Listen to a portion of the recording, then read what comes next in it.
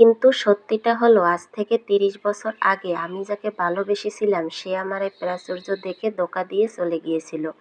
তারপর থেকে আমি নারীদের প্রতি বিশ্বাস হারিয়ে ফেলি।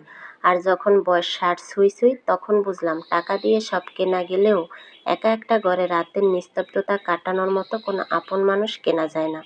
তিনি একটু থামলেন, তারপর আমার দিকে তাকিয়ে মৃদু হাসলেন। যেদিন চ্যারিটি ইভেন্টে তোমাকে প্রথম দেখি তোমার সাধারণত্ব আর সরলতা আমার মন ছুঁয়ে গিয়েছিল। আমি বুঝতে পেরেছিলাম এই মেয়েটা টাকার পেছনে ছোটা কোনো মানুষ নয়। আমি তোমাকে কোনো স্ত্রী বা ভোগের সামগ্রী হিসেবে এই বাড়িতে আনিনি। আমি এনেছি আমার জীবনের শেষ দিনগুলোর একজন প্রকৃত সঙ্গী হিসেবে। সমাজ আমাদের বয়সের ব্যবধান নিয়ে কথা তুলবে, আমি সেটা জানি। কিন্তু আমি তোমাকে প্রতিশ্রুতি দিচ্ছি, যেদিন তুমি নিজে থেকে আমাকে তোমার স্বামী হিসেবে মনে প্রাণে মেনে নিতে পারবে, সেদিনই কেবল আমাদের সম্পর্কে পূর্ণতা পাবে। তার আগে তুমি এই বাড়ির স্বাধীন সদস্য, কোনো বন্দী নও। কথাগুলো শেষ করে আরিয়ান গ্লাসটা টেবিল থেকে তুলে নিলেন। চাটা ঠান্ডা হয়ে যাচ্ছে, খেয়ে নাও, অনেক রাত হয়েছে, এবার ঘুমানো দরকার। তিনি বিছানার একপাশে বালিশ টেনে নিয়ে শুয়ে পড়লেন এবং দেয়ালের দিকে মুখ করে নিলেন যাতে আমি কোনো অস্বস্তি বোধ না করি। আমি গ্লাসে শেষ চুমুকটা দিলাম। ক্যামোমাইল আর মধুর সেই উষ্ণ স্বাদটা যেন শুধু আমার শরীরকে নয়, আমার ভেতরের আত্মাটাকেও এক অদ্ভুত শান্তিতে ভরিয়ে দিল।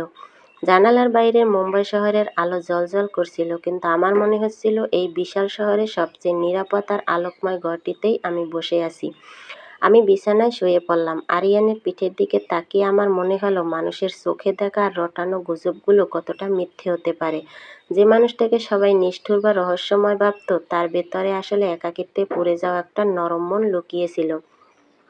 পরদিন সকালে যখন আমার ঘুম ভাঙল তখন ঘরের জানালার পর্দা সরানো। সকালের নরম আলো এসে পড়ছে আমার মুখে। আমি ধড়ফড় করে বসে উঠলাম। তাকিয়ে দেখি আরিয়ান ঘরে নেই, কিন্তু বিছানার পাশের সাইড টেবিলে রাখা আছে একটা চাবির তোড়া আর একটা খাম।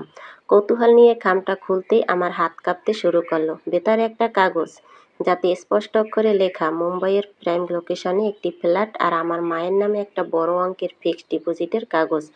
আর তার নিচে আরিয়ানের হাতের লেখায় ছোট একটা নোট, এটা তোমার স্বাধীনতার প্রথম ধাপ। যদি কখনো মনে হয় এই ৬০ বছর বুড়োটার পাশে তোমার দম আটকে আসছে, তুমি চলে যেতে পারো নিজের পায়ে দাঁড়িয়ে।